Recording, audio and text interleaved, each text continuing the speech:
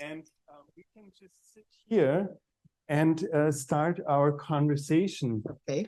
And well, first of all, I'm so glad you made the trip here. Sharon Lavigne is the founder and a director of Rise St. James, and well, people either know Rise St. James or they know you or both. And of course, this is all linked to what is called Cancer Alley in Louisiana, and specifically the Formosa plant, but not only. Unfortunately, it's bigger than one plant. But I want to thank you for coming, for sharing your story, and also your way of working, which is also very important, because you say it's a faith-based organization. So this is also important to see how it links to other aspects of human life.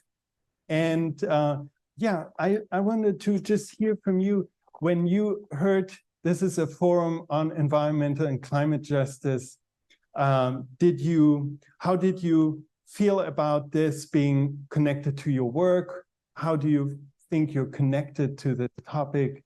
And is that how you view your work, or do you give it a different title? First of all, thank you all for having me. And I'm from St. James, Louisiana, and it's called Cancer Alley. And I started this work in 2018 when our governor, John Bell Edward, announced that a $9.4 billion Formosa plastic plant will be built in St. James Parish. And unfortunately, it was going to be 2 miles from my home. That's when we started the fight. We went to God with our fight. We just didn't jump out there and start fighting. We went to God and we asked him what we should do. And he told us to fight. And that's why it's faith-based, because it came from him, it didn't come from us. And then that's when the fight started. Right now, the plant is not built because of the fight that we had. And we went to court last year, September, and the judge ruled in our favor that Formosa has to vacate the premises. They bought 2,400 acres of land, but there's nothing on that land, nothing but our grave sites from our ancestors. They wanted to desecrate the grave sites. We stopped that. Then went to court and we won in September. 6 months later, the judge stepped down. So Formosa and the Louisiana Department of Environmental Quality stalled. They challenged the judge's decision. So now we have to go to court on November the 7th of this year to go fight for what Judge Trudy White said. So I feel in my heart that we're going to be victorious, because this came from God. God told us to fight this plant, fight any plant that's trying to come into St. James. And I don't think the new judge is going to rule in Formosa's favor. If the judge do rule in Formosa's favor, we still have to fight. Formosa is not coming 2 miles from my home. So we all be getting ready, our attorney's getting ready, and they think we're going to win. I think so too. So that's what brought this on. Then we're still fighting another industry that's trying to come in. It's called DG Fuels. The man, he's adamant about coming. So the attorney told him all the 7 parish council members approved for this man to come into St. James. So the CEO the lawyer told her, you got the approval from the 7 council members, but you have to meet Rise St. James. This man wanted to meet us so bad, and I kept saying no. He said he would take us to dinner. We said no. Take us to lunch. We said no. We don't want to break bread with the enemy. Someone that's going to come in and poison us a little bit more. He said just a little bit. And we said no.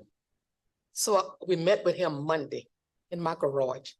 Got the carpenter to fix the garage, because my house is under construction from the Hurricane Ida.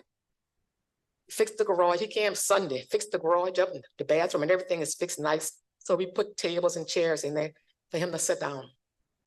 We talked to that man 1 hour. He still wasn't finished convincing us to let him come into St. James. I said, if you try to come in St. James, we're gonna fight you tooth and nail.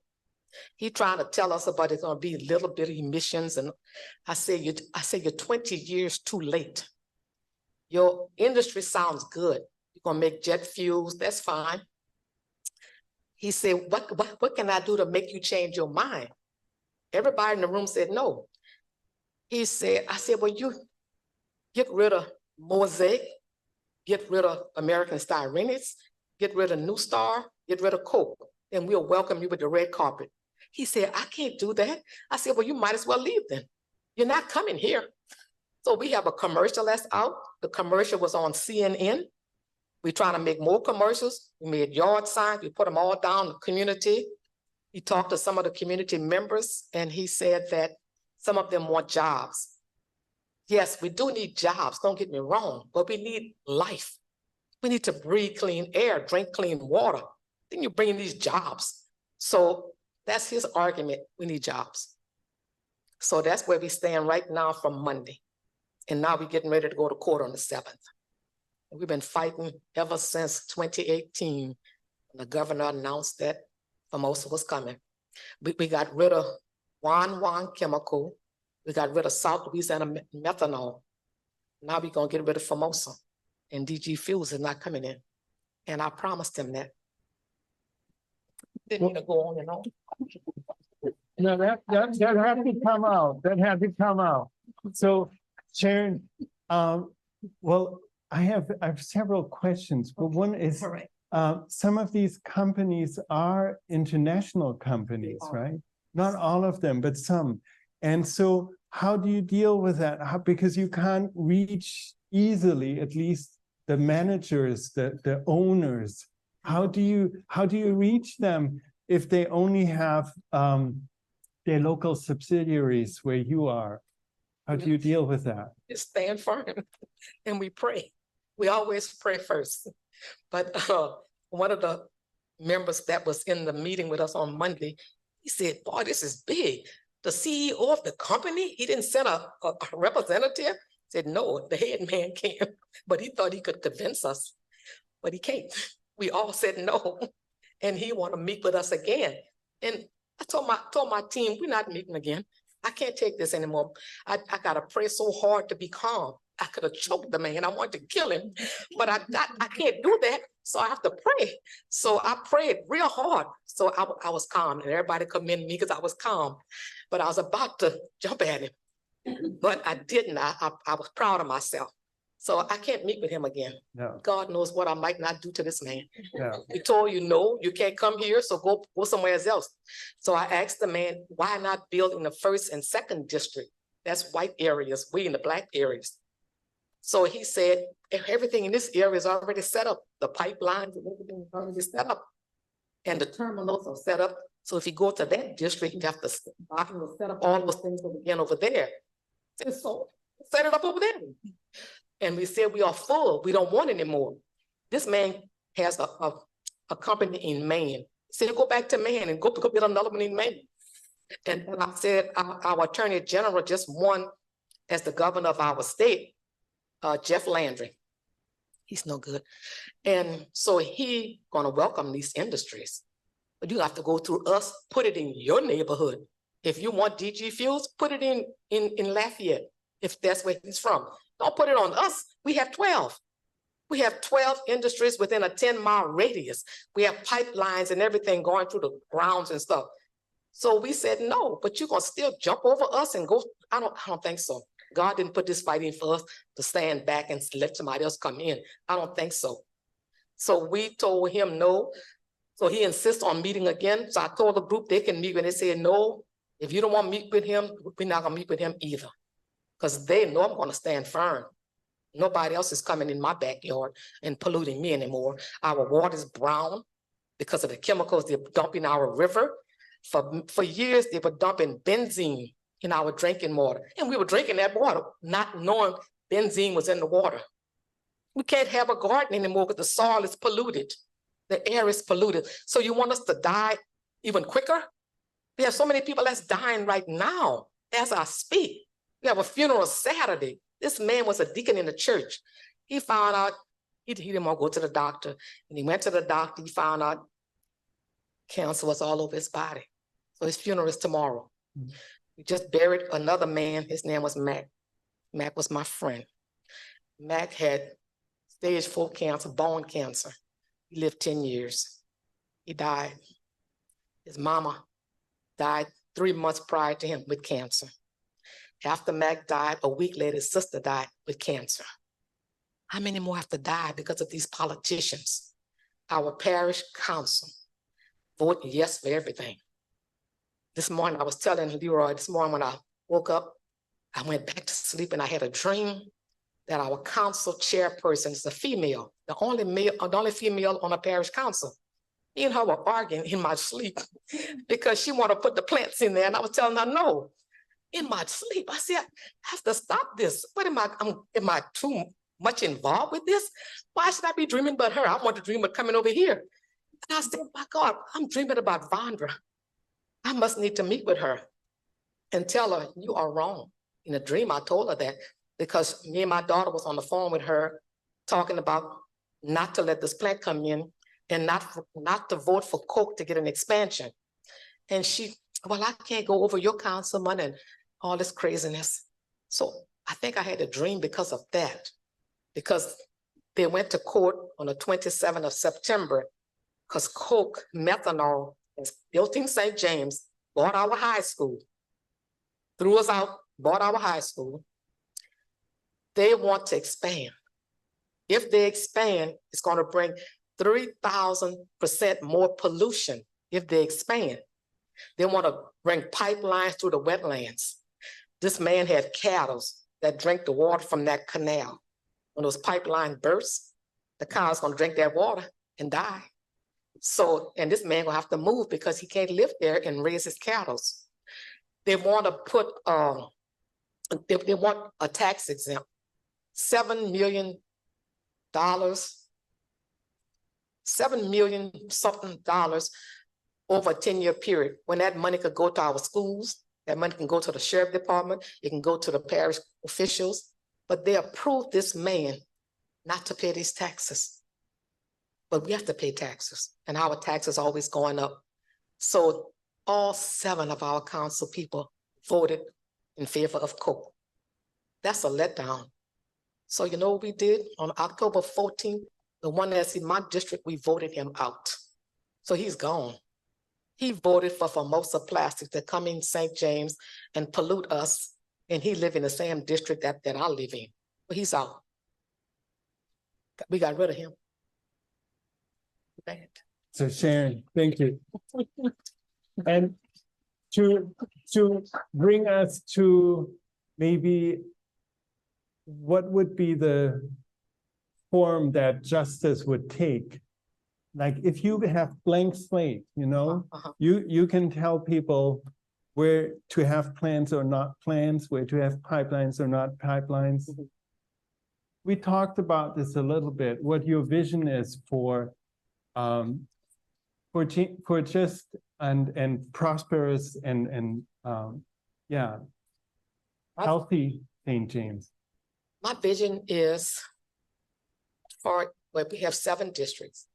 In the 7th district, they built a whole new subdivision.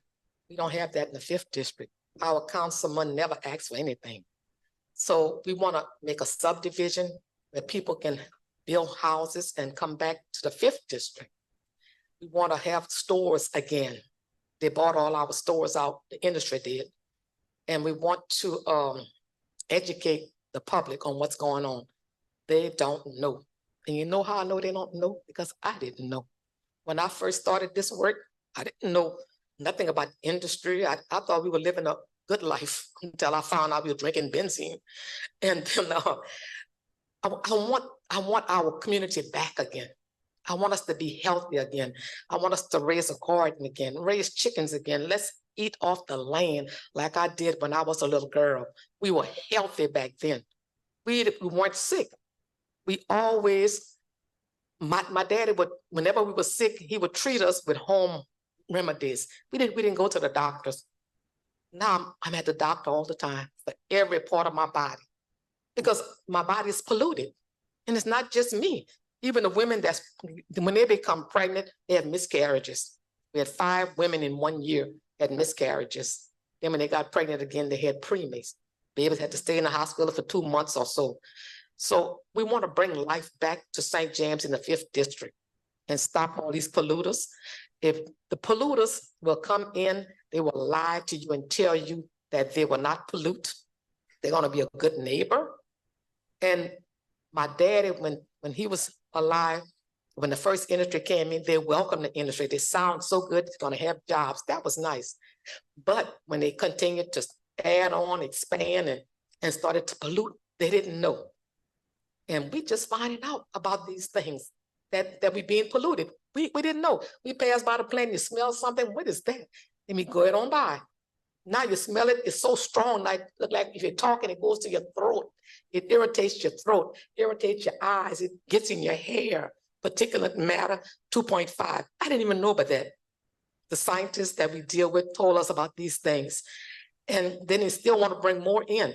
And all the politicians said, let it come in. And the president of St. James Parish and I had a dispute. He said, this is not Council Alley. I said, it is Council Alley. So that's on video. Just go on YouTube and you'll see us arguing. But all we want to do is to live. We want to live a healthy life again. That's all we're asking for. So if the plants can't abide by the rules, shut them down.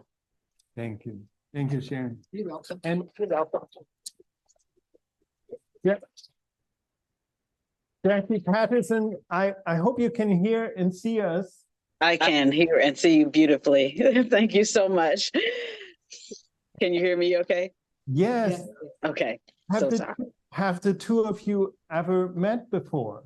I mean, we have not. I've been a long time from afar, deep admirer and respecter, if that's a word, of dear sister Sharon.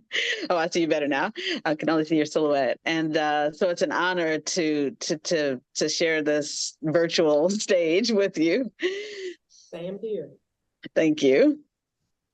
Yeah, Jacqui, we would just wanted to start off the day with this conversation. And well, if you don't mind, I know it's I don't know how much you heard from us before, but you can feel free to comment or feedback on what we've been talking about, but also on your view on what environmental and climate justice is and how it relates to your work, and what your mission and vision is for us on this. Yeah, thank you. Definitely starting with the vision, I would say if folks like Sister Lavigne ruled the world, we would all be in a better place, because it really is. I mean, that is, Sister Sharon embodies what environmental and climate justice looks like, not the injustice side, the justice side, in terms of really standing up for, in terms of organizing and having community-led approaches is the right side of the justice equation. And we know the environmental and climate injustice is what Sister Sharon is fighting against, but then what she's fighting for is I'm sorry, someone's trying to, okay, good. I'm sorry, someone's trying to say something to me. What she's fighting for and what so many folks on the front lines are fighting for is having clean air, clean water, liberty of movement, access to beauty. Like that. And one of the things that so often, because we have communities across the country that are fighting against pipelines, fighting against the impact of disasters on our communities, fighting against coal-fired power plants and other manufacturing plants, so much of what ends up being the understanding of environmental justice is around fighting against these things, and so little of the space is around being able to vision what the world could be if we all had true liberty and justice for all. Like, so, and it's not just like being able to scrape by with enough food to survive, or scrape by with enough water to drink. It's about the really embodying the abundance that we have on this earth, earth and the abundance and access to beauty, access to joy, access to being able to actually thrive and not just survive. And so that's a vision that we're often having to keep in front of us, because it seems like with so many communities, the vision has to just stop short at just kind of getting by, just getting from day to day.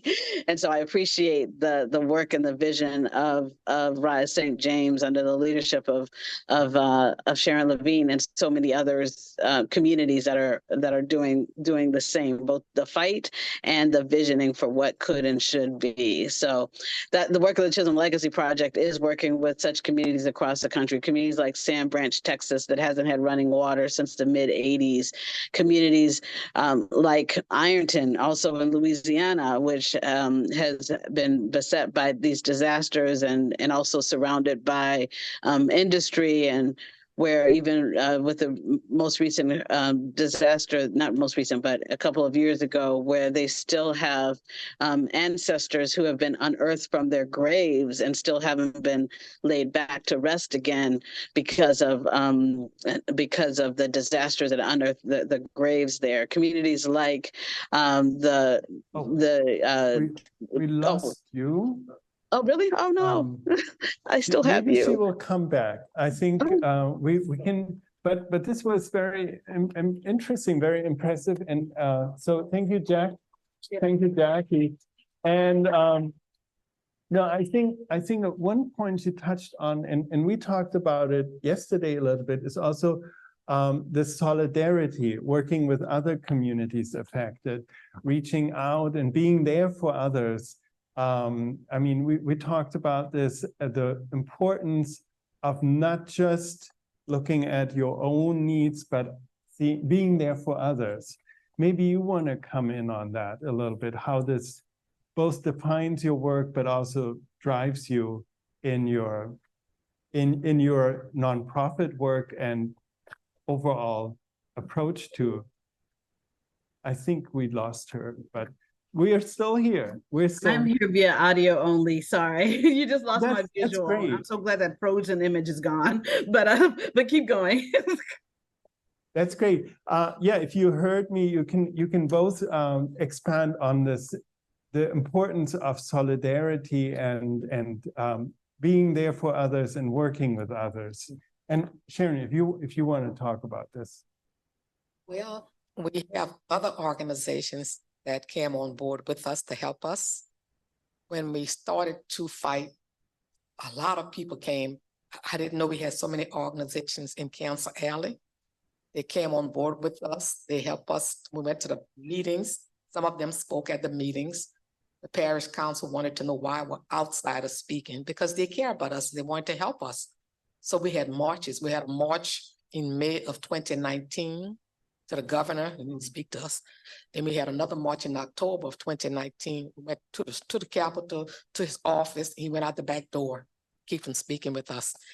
And we have some organizations that are going to join with us on the 16th and 17th of November, because the Department of Energy is coming down, and they're going to try to help us with energy and solar panels and stuff like that.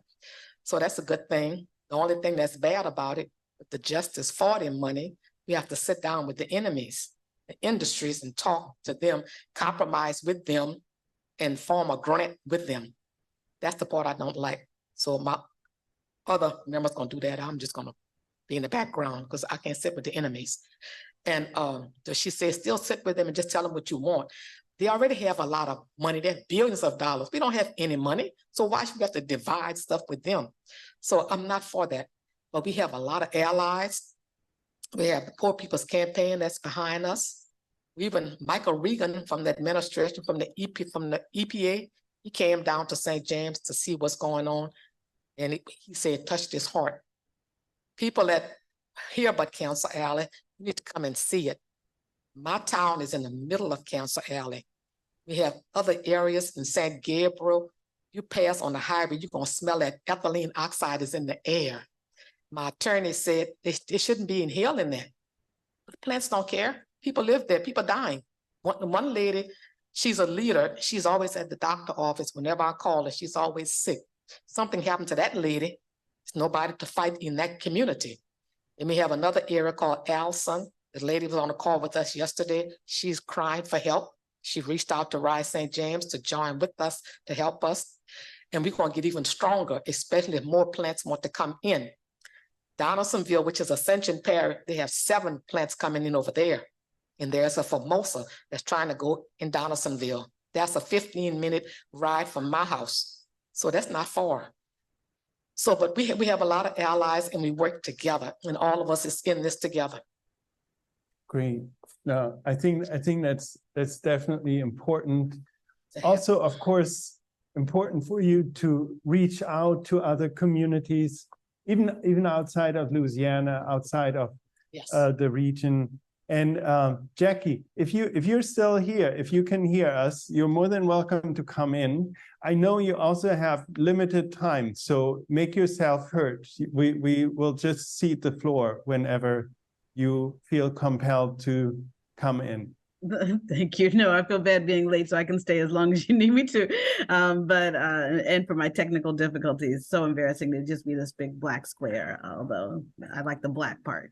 But anyway, so yeah, just to add in terms of the communities that are facing the very same challenges, not the very same challenges, but similar levels of challenge across the country, and the communities that are rising up, like St. James. I mean, I talked about Sand Branch, and I'll also say with Sand Branch, as I said, they haven't had running water since the mid-'80s. They also have they've been declared a floodplain by FEMA, even though they haven't had a flood since they were founded in 1865 by people who were emancipated, 11 people from Louisiana, actually, who came over to Texas after being emancipated from enslavement, and founded the community. And so with that floodplain designation, they used the floodplain, the female buyout program, and people who had their property handed down from from generation to generation had their properties bought, and I put that in, if you could see me, you'd see the air quotes, for $350. They received checks for $350 for lands that have been in their families for generations and generations. And this is just just a compounded injustice, because the property values had gotten so low because of the lack of water in the community, the lack of trash pickup in the community. And the ultimate insult was that as communities were displaced by really unlivable conditions, the dreams of their ancestors when they bought that land and imagine that their progeny, their freed progeny. We lost you there for a second. Oh, okay. Now you're back. Okay, great. Okay, good. I was just saying, with the ancestors who had come over from Louisiana and founded those lands, they imagined that their progeny was going to enjoy liberation, was going to enjoy the emancipation that they hadn't experienced for their adult lives. And yet instead they have their descendants are being displaced by the land and given a pittance for the land that they fought hard to attain. And so again, it's just this compounded injustice that so many communities are facing. And so the work of the Chisholm Legacy Project is actually with freedmen settlements, communities that have been historically Black communities that have faced this kind of compounded impact of pollution, disasters, forced displacement by developers, and so forth, in order to, again, our vision is around Black liberation. And so working with communities to determine what their definition of Black liberation looks like and how to achieve that through a climate justice lens. So that's I'll just pause there. Thank you. Well, thank you. Thank you so much, Jacqui. And I wanted to open this up. I think we do have a few minutes. If there are questions in the audience, yeah, just raise your hand and a microphone will come your way. And you can ask both of our speakers, of course. I'm a little scared. Jacqui and Sharon, first of all, thank you so much for being here. And what you've been, okay, you know what? Oh, there. It's been really touching my heart what you've been telling us so far. And I just wanted to ask you, Sharon, because I was wondering, all those plans, are there not environmental regulations in place, or are they just not being enforced? Because for me, it's just unbelievable that this is actually happening, that this is possible, that no one is stepping in, that it just goes on for years, decades, I don't know. So what is it? Or is it kind of like combination of both? Thank you so much. It's not being enforced. Told by the EPA, whenever we smell something, they give us a toll-free number to call to LDEQ. I was so tired of calling. Somebody gave me a tablet to write down each time I call. I said, well, I call every day, so maybe I should write down when I don't call, because I was calling every day. I was tired of calling, so I stopped calling. I said, LDEQ don't do anything. They're on the side of industry. They don't care about us. These people pollute us all the time. This plant called Nucor, it's a steel plant. They told us they were violating us for 6 years. LDEQ gave them a fine of $86,000. That was all. We wanted to, my brother said, let's do a class action lawsuit. The lawyers didn't want to take it up. So they're still polluting. So LDQ is that Louisiana Department of Environmental Quality. Environmental Quality. They are not on our side. Yeah. They're on the side. I told you they're in the lawsuit with Formosa fighting against us. And LDQ is supposed to protect us, but they're protecting the plant. So it's bad. I'm Gab Siegfried. I work in sustainability and environmental justice in the energy sector. So I'm really glad to be here and have these discussions and talk with everyone about all of this. It's not lost on me that we're in Washington, D.C., where industry and government and all of these different stakeholders collide. And especially as like a young professional whose family, is not affluent. We're straddling this balance of wanting to be able to provide for our families, wanting to be able to, work and make money and do what's right and work for our passions and work in EJ and partner with other folks. But it's really difficult, the guilt of working, like you said, with the enemy, but how else do I provide for my family? How else do I help my parents retire and take care of them? And I don't know, I just kind of want to talk about that openly and candidly, because it's really easy if you come from an affluent background to say, just get in the streets, turn down the jobs, but I know we can all relate to, not being able to say no every time. And I just am curious how you've grappled with it, or what you would say, and Jacqui as well on the line, who I've admired for years. Maybe just speak to how you've grappled with those ideas too. And I don't know if anyone else feels like that, but that's something that I struggle with every day. So. Thank you. Yeah, I think that's a good one. Jacqui, do you want to come in first? Actually, I was going to say the opposite. Sharon can come in first. I'll come in after. Okay, good. Okay. They tried to portray us as not wanting people to have jobs. So my daughter works on that part in Rise St. James. She said that we want people to have jobs, but clean jobs that's not going to pollute us. And so they're beginning to listen to us now that we're not against jobs. We are for jobs, but not jobs from the industries that's going to put benzene in our drinking water, formaldehyde in the air, and ethylene oxide, and other chemicals. So we're not against jobs. We just want clean jobs that are not going to poison us, not going to make us sick, not going to pollute our water, our air, and our soil. That's all we're saying. We want green jobs. And I think we talked about it a little bit, how of course, there are many people working in the plants, and but yeah, and they're getting sick, but also what you mentioned, the lack of choice, like when you have to pay the bills. So there's this tension definitely there. Jacqui. Yes, thank you. This dilemma is exactly why we started this group called the Black Labor Initiative on Just Transition, which is actually folks who are in the various industries, to be able to say, as we kind of redefine what opportunities are, and I had written this article, Jobs versus Health, an Unnecessary Dilemma, to say that we can have, for example, energy without injustice. We can have jobs with justice, as there's an organization called Jobs with Justice. And it really points out just what Sharon said, that there are job opportunities, economic opportunities in abundance, and we can make sure that we have a true just transition, as long as that is defined by the workers. We don't know where the jobs are, but Jacqui, we lost you again for a second. Oh no. Can you hear me now? We can hear you now. Okay. Just let me know.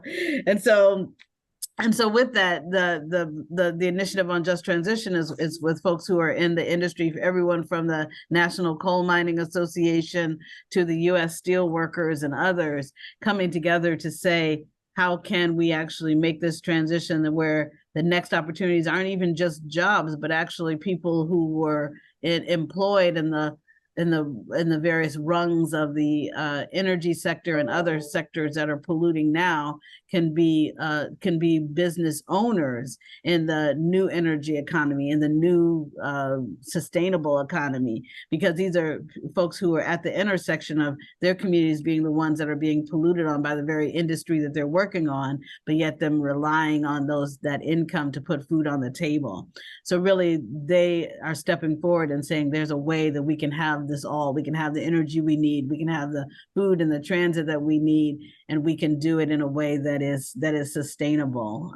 So that is and that's the conversation that we've been having. But of course, the narrative of the industry has been pushing against that narrative and really putting across a scarcity mentality in a time when we know we actually do have abundance. And so the workers themselves are now reframing the narrative and reframing the reality by starting clean energy businesses and other sectors that are sustainable. So thank you.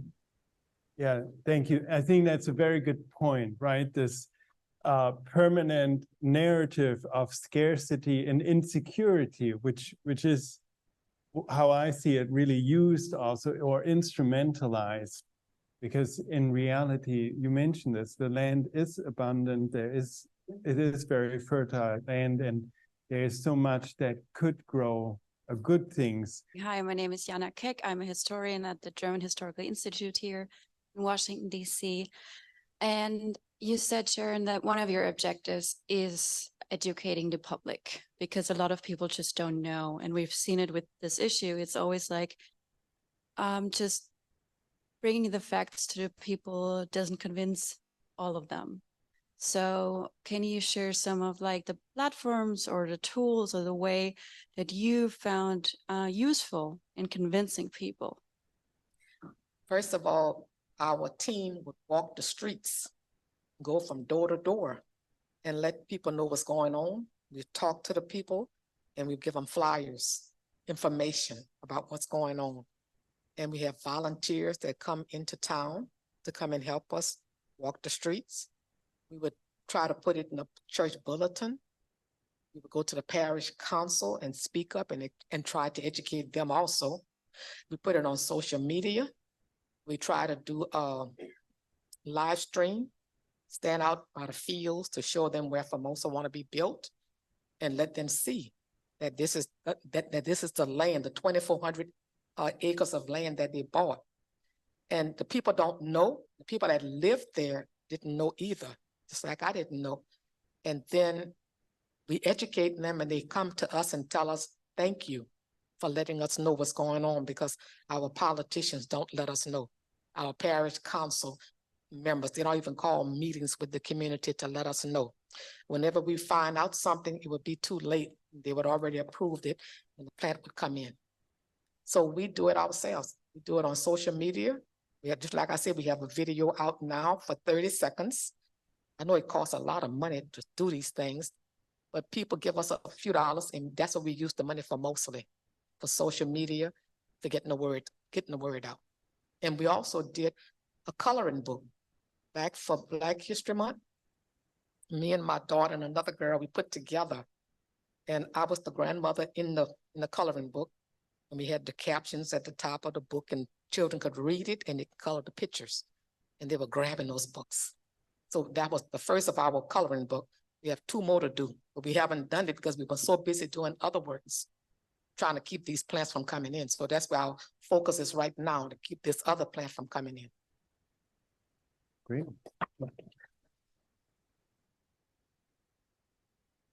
So if I'm not mistaken, I think we're coming to the end of the session time. I know we started a little bit later, so maybe we can bring in one more. Yeah.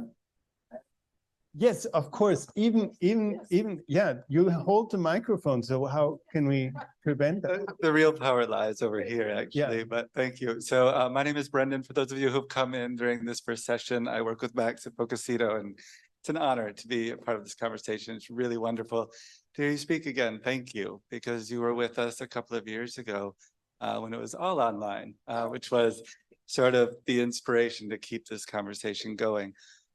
Both with Jackie and with you, Sharon, what I've heard is also a focus on specific audiences and really trying to direct these messages to the people who are really impacted, rather than necessarily trying to convince the entire nation, 51% to all agree, but really just educating or informing and conversing with those who are impacted.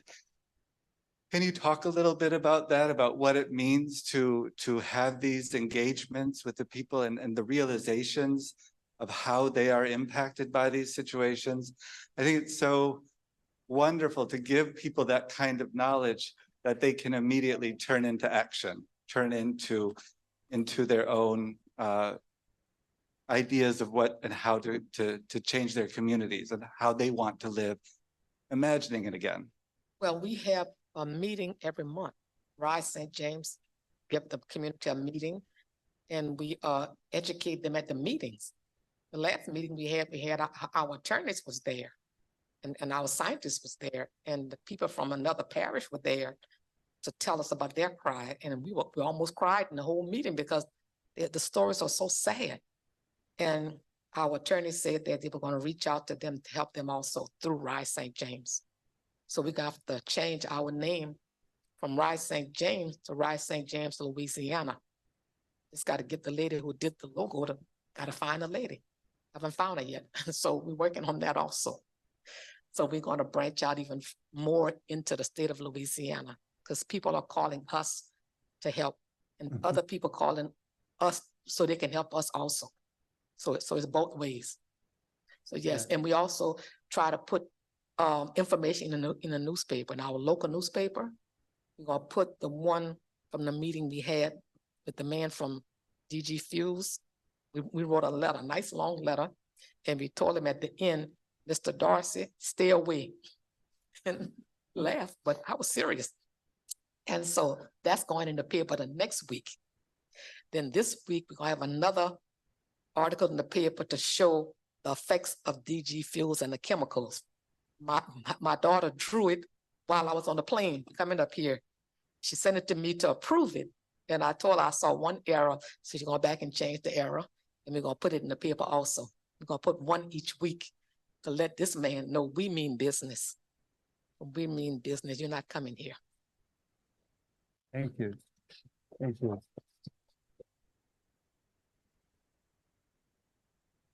Jackie, if you're still there, I'm not sure, but if you're still, I am still here. we want to give you like a opportunity for some closing statement. You're of course more than welcome to stay online, but we're gonna then wrap up this first conversation of the day. Okay, thank you.